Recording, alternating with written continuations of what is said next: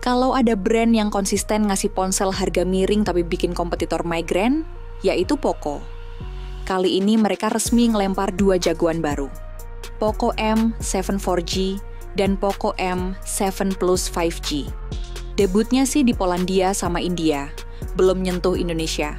Tapi percaya deh, kalau nyampe sini bisa bikin pasar mid-range kayak arisan komplek. Semua ikut rebutan. Pertama-tama, mari kita bahas hal paling absurd tapi justru jadi daya tarik. Baterai 7000 mAh. Iya, lo nggak salah denger kok. Ini kapasitas yang biasanya dipakai power bank, tapi Poco masukin ke smartphone. Jadi kalau lo tipe orang yang nongkrong di kafe cuma nyari colokan, HP ini bisa nyelamatin harga diri lo. Bahkan bisa jadi lo yang dimintain tolong sama temen buat nebeng ngecharge.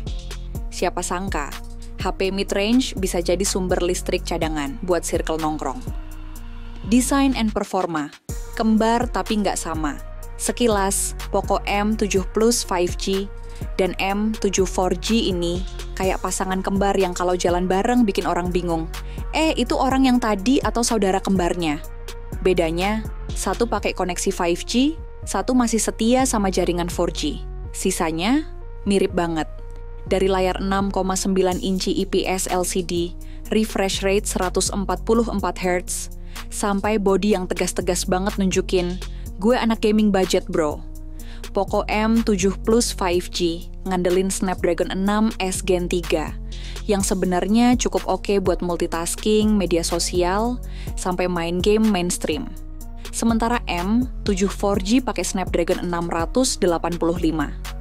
Kalau dibilang lemot sih enggak, tapi jelas lebih jinak. Jadi kalau lo main game berat di versi 4G, siap-siap aja jadi tukang loading screen dadakan. Kamera, 2 lensa yang seadanya. Di saat kompetitor makin rajin ngejual lensa kamera kayak jualan cilok, Poco malah nyantai. M7 Plus 5G bawa kamera utama 50 megapiksel plus depth sensor. Sedangkan M7 4G cuma satu lensa 50 megapiksel tanpa banyak embel-embel. Jadi, kalau lo tipe yang doyan foto-foto buat pamer di Instagram, ya kualitasnya oke, tapi bukan yang bikin mulut orang nganga. Mungkin Poco mikir, ngapain kasih kamera banyak kalau ujung-ujungnya dipakai foto kwitansi parkir sama kucing tetangga? Baterai, senjata utama. Baterainya tuh bukan cuma gede, tapi juga pintar. Poco pakai teknologi silikon karbon, bikin daya tahannya panjang dan lebih efisien. Klaimnya sih bisa tahan 27 jam media sosial, 24 jam nonton video, atau 144 jam dengerin musik. Gua nggak tahu siapa yang masih nyimpen musik offline segitu lama, tapi ya, at least lo bisa pakai HP ini buat dengerin playlist galau semingguan tanpa charge. Fast charging 33 watt? Cukup oke. Tapi mengisi baterai segede gaban itu tetap makan waktu. Jadi jangan heran kalau lo sempet mandi, makan, bahkan curhat sama mantan. Tapi HP masih ngisi bensin. Harga, murah meriah. Di India, harga Poco M7 Plus 5G mulai dari Rp13.999 atau sekitar 2,6 juta rupiah. Versi RAM 8 GB-nya cuma selisih Rp100, alias sekitar 2,7 jutaan. Harga segitu buat layar besar, baterai jumbo, refresh rate tinggi, dan prosesor lumayan. Jelas bikin HP kompetitor di kelas mid-range pengen nulis surat resign.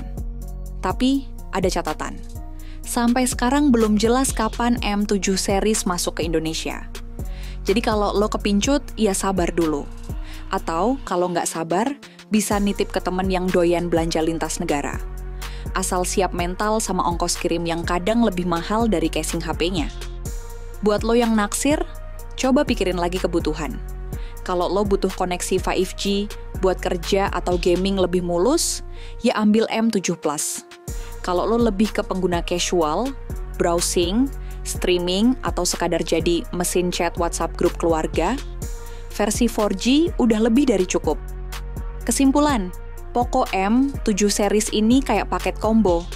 Harga ramah kantong, baterai raksasa, layar mulus, tapi kamera biasa aja, dan desain yang nggak jauh beda sama seri sebelumnya.